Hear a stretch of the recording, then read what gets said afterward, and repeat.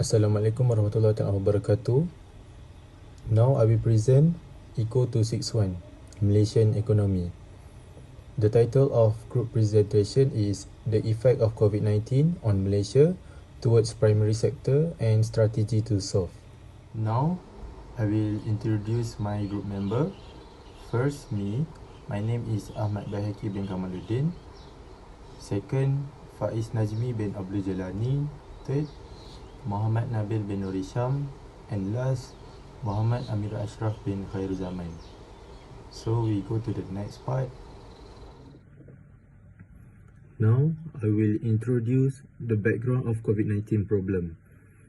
On March 11, 2020, the World Health Organization (WHO) proclaimed the COVID-19 is a worldwide pandemic. Late in December 2019, a brand new coronavirus that causes pneumonia and other dangerous respiratory infection was found in China. When the virus was initially identified as novel coronavirus, the World Health Organization (WHO) advocated using the following wording in conjunction with it. The coronavirus 2 linked to the severe acute respiratory syndrome has been identified as the source of illness. In December 2019, China reported for COVID-19 related illnesses in Wuhan. Malaysia made public the COVID-19 epidemic has impacted many people, including those from the Tabligh cluster.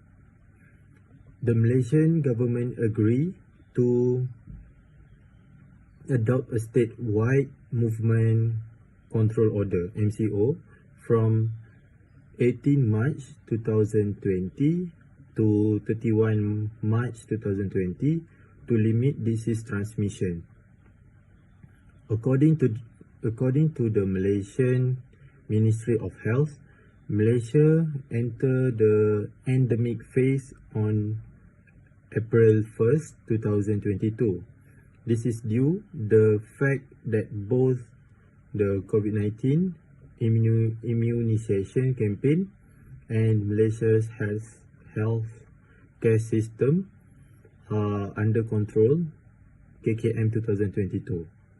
The first verified instance involving Chinese tourists from Wuhan who traveled from Singapore to Johor Bahru on January 25th, 2020. I introduce the primary sector that affected and impact on Malaysia primary sector. The Movement Control Order (MCO) has an influence on several economic sectors, including which is not allowed to function properly. Malaysia's primary sector is made up of the agriculture, forestry and fishing sector, which are in charge of providing the fundamental raw materials that serve as the foundation for the country's manufacturing and other businesses. Furthermore, the country's natural resources supply the raw material for the production of products such as palm oils, latex, rubber and wood. Malaysia's natural resources such as rubber and palm oil are utilized to make a variety of products, including tires. The primary sector, which include agriculture, is industry that is impacted. Now I will explain impact COVID-19 on Malaysia towards primary sector. First impact is food supply chain disruption. The food supply chain is a huge network that comprises manufacturing, processing, distribution, retailing and consumption. Since then, there has been no discovery on food supply in Malaysia, although problems in food transit and meal delivery have been widely reported. Higher value commodities are more likely to be affected first by a supply chain interruption, since they often entail more tiers of suppliers and human interaction, putting nutrition food at risk more than basics. Less output is projected on the supply side, but this is not yet obvious at the time of writing. Transportation delays and limitations have been hampered agriculture service and prevented farmers, particularly smallholders, from selling their crops or acquiring inputs, resulting in lost production and revenue. So we go to the next part. Today, I will talk about second impact of COVID-19 on Malaysia in the primary sector, which is market price will fall in agriculture. Market failure can cause by a lack of good knowledge, market regulation, public goods, and externalities. To correct market failure, the government can utilize new law, taxes, tariff, subsidy, and trade restriction. A solution to market failure cannot be established without a true grasp what it is caused. Market failure, commonly defined as a market inability to achieve standard of perfect competition, resulting in the successful distribution of goods and services. This idea is utilized in general equilibrium economics when the rule of supply and demand fail to establish equilibrium in a free market due to external influence. The indicator of market failure is in many, if not all markets. Next,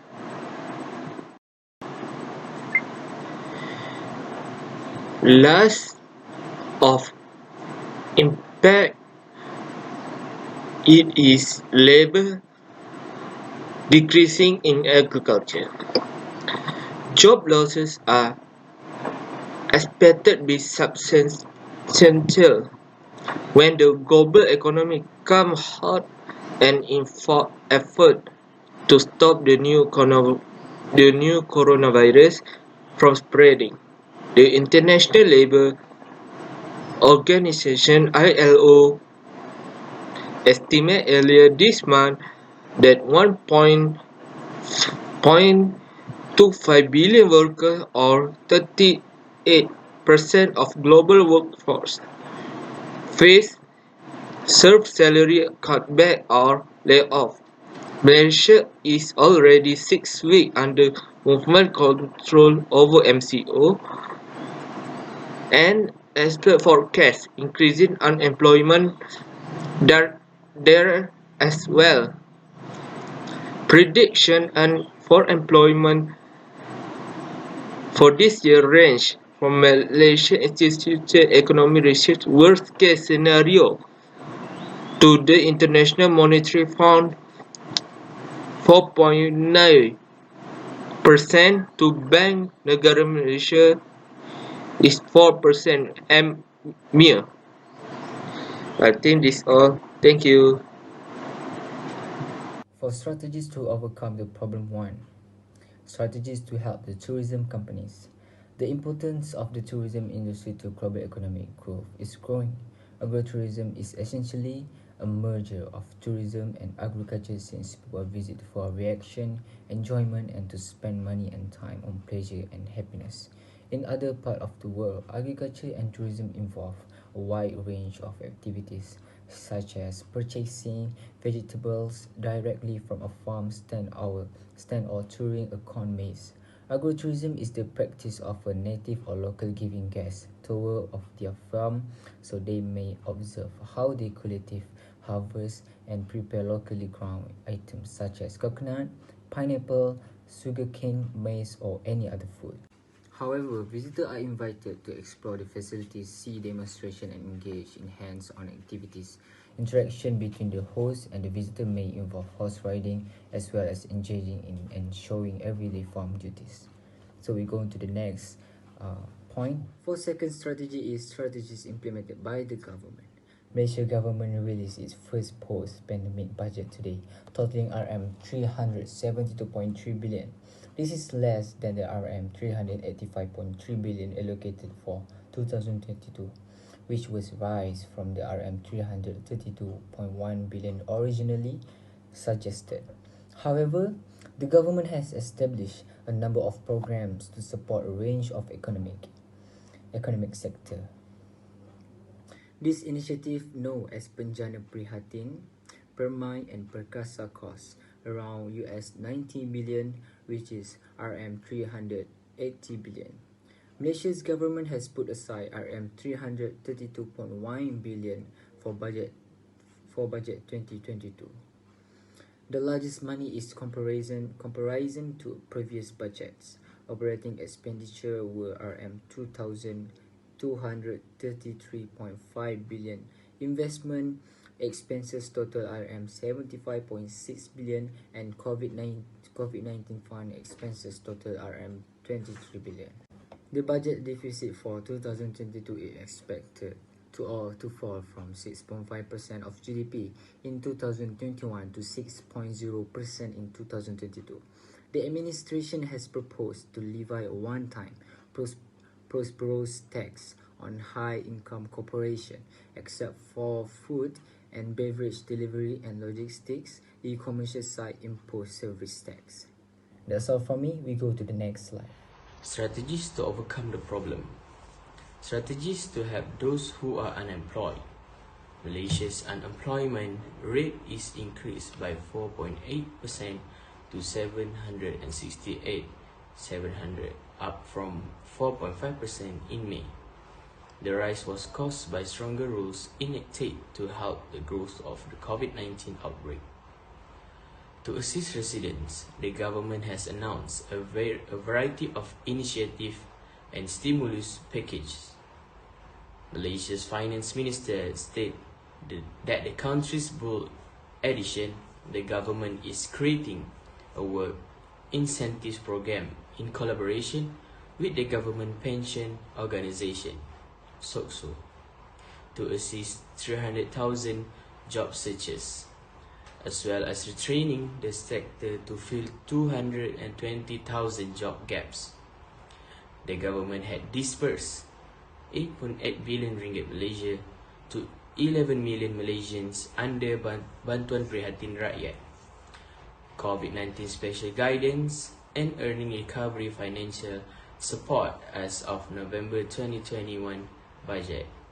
For 2022, seeks to reduce unemployment rates to less than 4% by that year.